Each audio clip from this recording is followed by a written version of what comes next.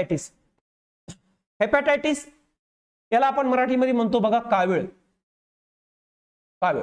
Hepatitis pathogen hepatitis virus A B C D या विषाणूमुळे होतो.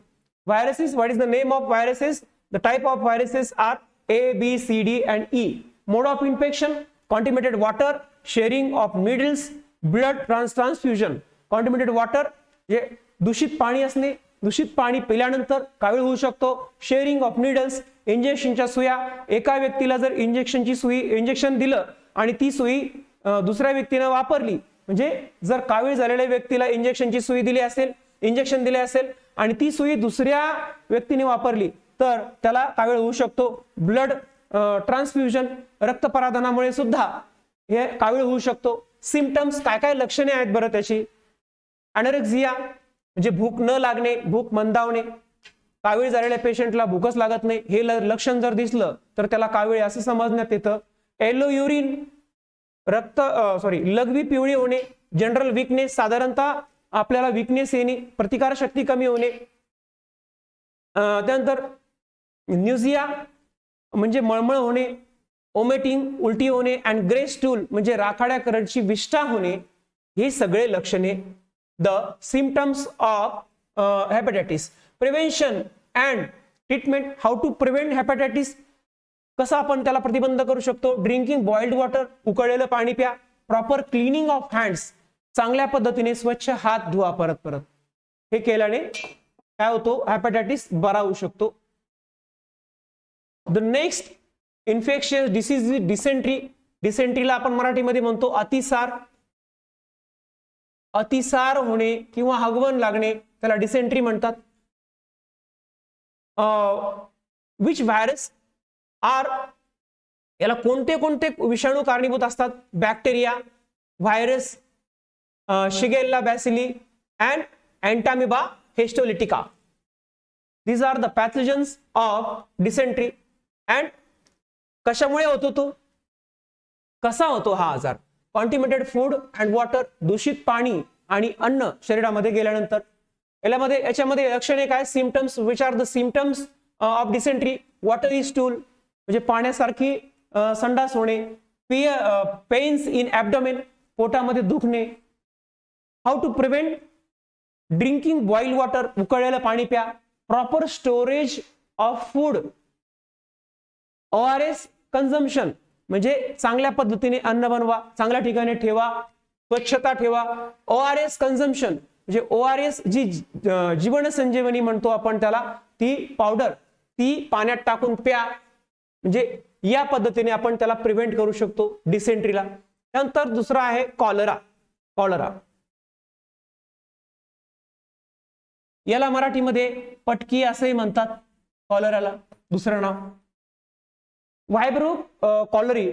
या विषाणूमुळे कॉलरा होतो. बॅक्टेरियम ज्याला आपण म्हणतो, व्हायब्रो कॉलरी मुळे कॉलरा होतो. त्यानंतर कशा पद्धतीने पसरतो? तर कॉन्टिमिनेटेड फूड अँड वॉटर, दूषित पाणी आणि अन्न यामुळे तो पसरतो. Which are the symptoms of cholera? Vomiting, severe, diarrhoea, cramps in legs म्हणजे पाय थकणे किंवा गळून जाणे. त्यानंतर सारख्या उलट्या होणे. डिहायड्रेशन होणे म्हणजे अन्न न पचणे, अतिसार होणे. ही सगळे याची सिम्पटम्स म्हणजे लक्षणे आहेत. Following hygienic practices. आता याला हाऊ टू प्रिव्हेंट कॉलरा? कॉलरापासून आपण कसं संरक्षित करू शकतो किंवा कसा प्रतिबंध करू शकतो त्याला? Following hygienic practices. हायजेनिक म्हणजे स्वच्छतेच्या सवयी असल्या पाहिजेत. पुढील कोणत्या? Avoiding open place food. बघा, बाहेर जे उघड्यावरचं अन्न असतं ते अन्न खाऊ नये, त्यामुळे कॉलरा होऊ शकतो. ड्रिंकिंग बॉइल्ड वॉटर, उकळलेलं पाणी प्या. कारण इथे रिझन काय दिले आपल्याला? कॉन्टिमिनेटेड फूड अँड वॉटर म्हणजे दूषित अन्न आणि पाणी, म्हणून ते टाळायचे. वॅक्सिनेशन, ज्या लस आहेत त्या लस टोचून घ्यायच्यात. कॉलरासाठी ज्या लस आहेत त्या लस आपल्याला घ्याव्या लागतात. म्हणजे in this way we prevent from cholera. Infectious disease, typhoid. टायफॉइडला मराठीमध्ये म्हणतात विषमज्वर. विषम ज्वर. ज्वर म्हणजे काय? ताप. हा ताप कमी जास्त होतो आणि फार वेळा येतो, त्याला टायफॉइड असं म्हणतात. साल्मोनेला टायफी और bacterium, this is the main cause of typhoid. हे याचं कारण आहे हा व्हायरस. कॉन्टिमिनेटेड फूड अँड वॉटर, कशातून येतो हा आजार, कसा होतो? तर कॉन्टिमिनेटेड फूड अँड वॉटर म्हणजे हा दूषित पाण्यामुळे आणि दूषित अन्नामुळे होतो. त्यानंतर what which are the symptoms of typhoid? Anorexia, भूक मंदावणे, भूक न लागणे. हेडेक, डोकेदुखी असणे, डोके दुखणे परत परत. रॅश ऑन ॲब्डोमेन, पोट दुखणे. डिसेंट्री म्हणजे अतिसार होणे किंवा हगवण लागणे. फीवर अप टू 104, 104 डिग्री पर्यंत काय जाणे? ताप जाणे पुन्हा पुन्हा, हे याचे लक्षण आहेत. ड्रिंकिंग क्लीन वॉटर, मग काय करा, कसं आपण प्रतिबंध करू शकतो? How to prevent typhoid? Drinking clean water, अतिशय शुद्ध पाणी प्या. वॅक्सिनेशन, लस घ्यावी टायफॉइडची. त्यानंतर प्रॉपर डिस्पोजल ऑफ सिवेज, म्हणजे सांडपाणी जे असतं घरातलं, त्या सांडपाण्याची व्यवस्था चांगली करा. विल्हेवाट लावणं गरजेचं आहे, नाहीतर त्यामुळे काय होऊ शकतो? पाणी दूषित होऊ शकतं, अन्नावर त्याचा परिणाम होऊ शकतो आणि मग टायफॉइड होऊ शकतो. Now we gain the knowledge about some important disease. Some important disease. पहिला डिसीज कोणता आहे? Dengue. The first disease is dengue. काय डेंग्यू? बघा, mosquitoes lie the eggs in water logged places and thereby their population increase. डासांच्या माद्या ह्या पाण्यामध्ये अंडी घालतात आणि त्यांची संख्या वाढते. Different species of mosquitoes spread different disease. वेगवेगळ्या प्रकारचे डास वेगवेगळ्या प्रकारचे रोग निर्माण करतात. Dengue is spread by Aedes aegypti. This is the very important point. Aedes aegypti या डासाच्या मादीमुळे काय होतं? तर त्यामुळे डेंग्यू आजार होतो. बघा, this type of question asked in NMMS, MTSC, NTSC and other competitive exams. अशा प्रकारचा प्रश्न इतर अनेक परीक्षांना विचारलेला आहे. This disease is caused by, मग काय नाव आहे त्या व्हायरसला? जो व्हायरस या डासांमुळे निर्माण होतो आणि त्या व्हायरसमुळे डेंग्यू होतो, तो व्हायरस कोणता? DEN-1-4 virus and belonging to the type flavivirus. Flavivirus is the main type or the type of virus and DEN-1-4 virus is a type of flavivirus. Flavivirus नावाचा जो प्रकार आहे या डासांमुळे निर्माण होणारा, त्या प्रकारामधला DEN-1-4 हा व्हायरस आहे आणि DEN-1-4 या व्हायरसमुळेच काय होतो? डेंग्यू होतो. समजलं? सिम्पटम्स काय आहेत मग डेंग्यूचे? Which are the symptoms of disease, infectious disease dengue? acute fever and headache. acute fever, acute means खूप लवकर अचानकपणे ताप येणे आणि पुन्हा पुन्हा येणे. acute fever and headache, डोकेदुखी असणे, डोके दुखणे परत परत. Pains in eye socket. Eye socket means ह्या डोळ्यांच्या खोबणी असतात ना, ह्या डोळ्यांच्या खोबणी, त्याच्यामध्ये दुखणे. Pains in eye socket is very prominent symptom. हे फार म्हणजे सहज दिसणारे कारण आहे त्याची. हे कारण जर असेल तर त्या व्यक्तीला डेंग्यू झालाच म्हणून समजा. डिक्रीज इन प्लेटलेट म्हणजे प्लेटलेट्स कमी होणे आणि may lead to internal haemorrhage म्हणजे त्यामुळे आत स्राव होणे आणि प्लेटलेट कमी होणे. These all the symptoms of dengue. हे सगळे काय आहेत? तर डेंग्यू या आजाराचे लक्षणे आहेत, ते आपण बघितले. अँड अजून एक महत्वाचा जो आजार आहे तो कोणता आहे? रोग स्वाईन फ्लू. याला काय म्हणतात? Swine flu. Swine flu. Reasons of infection. कशामुळे होतो बरं swine flu? Infection for swine flu occurs through pigs and humans. Pigs म्हणजे डुकरांमुळे आणि मानवांमुळे. हा आजार पसरतो. Infection for swine flu occurs through pigs and humans. Second is viruses of swine flu are spread through secretion of noise, throat and saliva. म्हणजे नाक काय secretion of nose throat and saliva, म्हणजे जो घसा आहे, घसा किंवा नाक इथे इन्फेक्ट करतात हे व्हायरस, म्हणजे या ठिकाणी वेदना तयार करतात. सिम्पटम्स ऑफ स्वाईन फ्लू, काय काय लक्षणे आहेत बरं स्वाईन फ्लूची?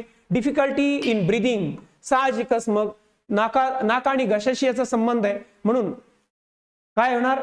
श्वासोच्छ्वास घेण्यासाठी अडचण निर्माण होते. सोअर थ्रोट, घसा दुखतो, त्यानंतर अंग दुखतं, body pains. These are the symptoms of swine flu. Diagnosis of swine flu, या मुद्द्यावर विद्यार्थ्यांनो बऱ्याच वेळा प्रश्न विचारलेले आहेत कॉम्पिटिटिव्ह एक्झाम मध्ये.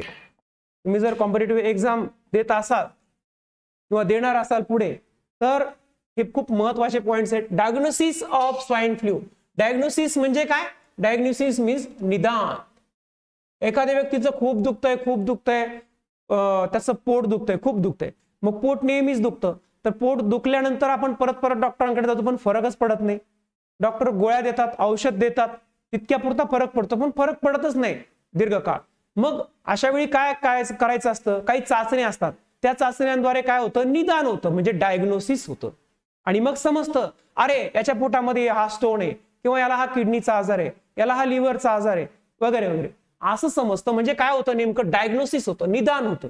एखाद्या व्यक्तीला चक्कर आली, गरगरल्यासारखं व्हायला लागलंय, किंवा घाम आला, जास्त भूक लागलेली आहे, रात्री वारंवार जावं लागते, तर अशा व्यक्तीला मधुमेह हा आजार केव्हा कळतो? जेव्हा त्याची रक्त तपासणी केली जाते, म्हणजेच डायग्नोसिस होतं, निदान होतं.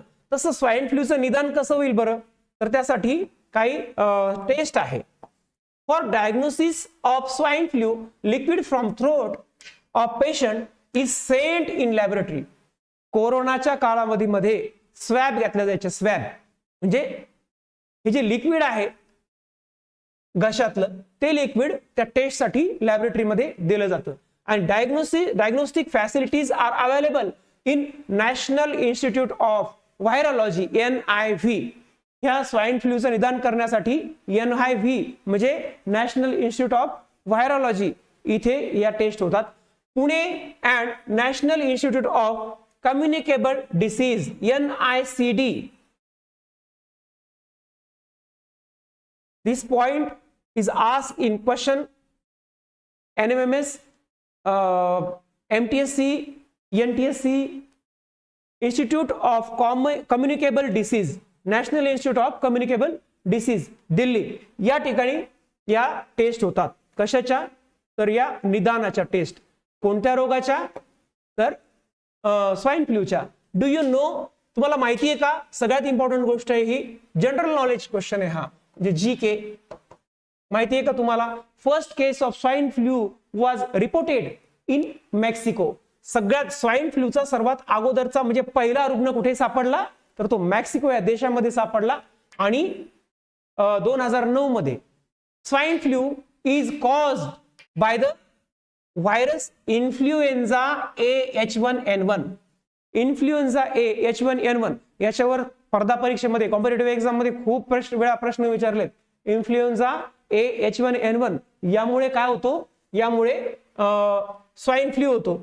Persons who come in contact with pigs can contract this disease. Pigs म्हणजे वराहांच्या, डुकरांच्या सान्निध्यामध्ये व्यक्ती आल्यानंतर हा आजार होऊ शकतो, swine flu. Now we start the important topic or important content in this chapter. Acquired immunodeficiency syndrome means AIDS. AIDS, this disease is caused by HIV. AIDS कशामुळे होतो? AIDS हा जो रोग आहे, त्या रोगामुळे फार काळ, दीर्घ काळ त्या रोगाला त्रास होतो. त्या रोगाची प्रतिकारक शक्ती कमी होते आणि तो रोगी दगावण्याची शक्यता जास्त असते. म्हणजे त्याला काय म्हणतात? एड्स. एड्सचे फुल फॉर्म काय आहे? तर the full form of AIDS is acquired immunodeficiency syndrome. This disease is caused by HIV. मग हा रोग कशामुळे होतो तर HIV ह्युमन इम्युनोडिफिशियन्सी व्हायरस ही विषाणूमुळेच होणारा हा रोग आहे. याच्या HIV मुळे एड्स होतो. In this disease victims suffer from various disease due to progressive weakening of natural immunity. याच्यामध्ये नैसर्गिकरित्या जी प्रतिकार शक्ती असते ती प्रतिकार शक्तीच मनुष्य हरवून बसतो किंवा ती प्रतिकार शक्ती पूर्ण कमी होते. Diagnosis of AIDS can not be confirm without test. AIDS झालाय हे दुसता या लक्षणावरून समजू शकत नाही किंवा लक्षणावरून डॉक्टर आपल्याला कधीच सांगत नाहीत. त्यासाठी एक टेस्ट केली जाते आणि त्या टेस्टचं नाव आहे एलिसा. बघा इथे ELISA test is use for proper diagnosis of AIDS. Proper diagnosis करण्यासाठी एलिसा ही टेस्ट वापरली जाते. Symptoms of AIDS are person specific. ELISA stand for enzyme linked immuno disease immuno assay. ELISA म्हणजे काय नेमकं तर ही एलिसा नावाची टेस्ट आहे. एड्सची लक्षणे थोडी थोडी दिसू लागल्यानंतर डॉक्टर ही टेस्ट करण्यासाठी सुचवतात किंवा सजेस्ट करतात. ही टेस्ट केल्यानंतर एड्सचं निदान होतं. ELISA means enzyme linked immunosorbent assay. हा त्याचा लॉंग फॉर्म आहे. ELISA stands for enzyme linked immuno assay. It is a commonly used laboratory test to detect antibodies in the blood. म्हणजे ब्लड रक्तामधल्या अँटीबॉडीज शोधण्यासाठी आणि त्यावरून एड्सचं निदान करण्यासाठी एलिसा ही टेस्ट वापरली जाते. हा प्रश्न अनेक वेळा स्पर्धा परीक्षांमध्ये विचारला जातो बरं का. म्हणजे एड्सचं निदान करण्यासाठी कोणती टेस्ट वापरली जाते किंवा पुढील टेस्ट एलिसा ही टेस्ट कोणत्या रोगाचं निदान करण्यासाठी वापरतात. ओके.